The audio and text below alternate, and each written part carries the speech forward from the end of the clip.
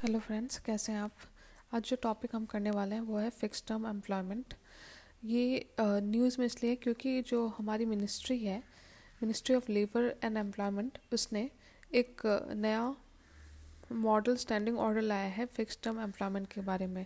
तो समझते हैं कि फिक्स टर्म एम्प्लॉयमेंट होता क्या है। ये एक ऐसा कॉन्ट्रैक्ट है जो कि कंपनी करती है एम्प्लॉयज़ के साथ, कि वो मतलब कि कितने थोड़े समय के लिए काम करेगी उसके साथ, जो कि मोस्टली होता है अ ईयर, और कंपनी के पास ऑप्शन होगा रिन्यू करने का। तो इस तरह से एक कंपनी कॉन्ट्रैक्ट करती है विद द एम्प्लॉय। ठीक है। तो प्रोविज़न जो है मॉडल स्टैंडिंग ऑर्डर का, वो किससे किससे रिलेट करता है, तो वो डेफिनेशन दिया है कि क्या होता है फिक्स टर्म एम्प्लॉयमेंट। दूसरा कि टर्मिनेशन के बारे में उसने बात की है कि टर्मिनेशन को रिट्रेंचमेंट नहीं कंसिडर किया जाएगा। फिर तीसरा जो वो बात किया है मॉडल स्टैंडिंग ऑर्डर ने, वो है आपका कंपनसेशन के बारे में। ठीक है। और नेक्स्ट ट्रांसपेरेंसी के बारे में उसने डिटेलिंग की है। और लास्टली रिन्यूअल के बारे में, क्योंकि क्या है कि फिक्स टर्म एम्प्लॉयमेंट एक शॉर्ट स्पैन ऑफ टाइम के बारे में के लिए होता है। तो अगर उसके बारे में रूल्स नहीं होगा तो वर्कर्स के का एक्सप्लॉयटेशन होने का चांस होता है। तो इसलिए ये मॉडल स्टैंडिंग ऑर्डर लाया गया है। तो अगर वही बात आगे कही गई है कि नीड क्या है ऐसे मॉडल स्टैंडिंग ऑर्डर का। तो देखिए, जो वर्क कल्चर है, पहले था कि किसी को हायर किया किसी प्राइवेट सेक्टर ने, तो टोटली वो लंबे समय तक उस प्राइवेट सेक्टर के लिए काम करता था। लेकिन अब जो है न्यू कल्चर आया है और गिग इकोनॉमी का समय है।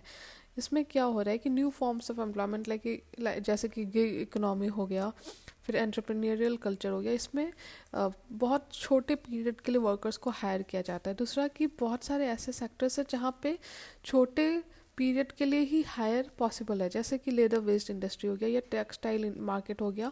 ये सीजनल एक तरह से आप कह सकते हो, या डिमांड बेस्ड इंडस्ट्रीज़ हैं। तो यहाँ पे जो वर्कर्स है उसका ईयर लॉन्ग रिक्वायरमेंट नहीं होता, बल्कि एक fixed period of the year requirement होता है। तो सीजनल या डिमांड बेस्ड इंडस्ट्रीज़। ठीक है।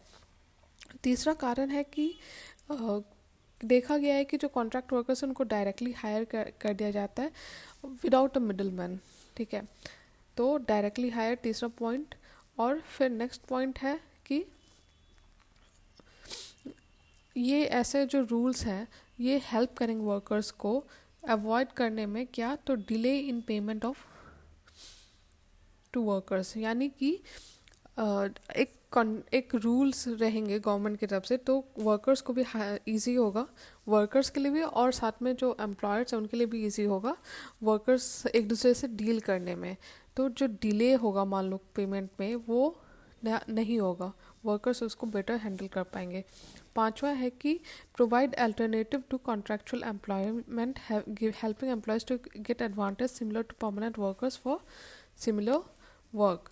यानी कि जो एक तरह से ये अल्टरनेटिव भी रहेगा कॉन्ट्रैक्चुअल एम्प्लॉयमेंट का, अगर इस तरह से आप उसके लिए स्टैंडिंग ऑर्डर लाते हो, उसके रूल्स निर्धारित करते हो, तो जो एम्प्लॉयड है वो भी, उसके पास भी ऑप्शन होगा इसको यूज़ करने का, और साथ में जो वर्कर्स हैं उनके पास भी, उनको भी पता होगा क्या रूल्स हैं, किस तरह से उनके साथ नाइंसाफ़ी नहीं हो सकती, ट्रांसपेरेंसी रिलेटेड क्या रूल है, या टर्मिनेशन रिलेटेड क्या रूल है।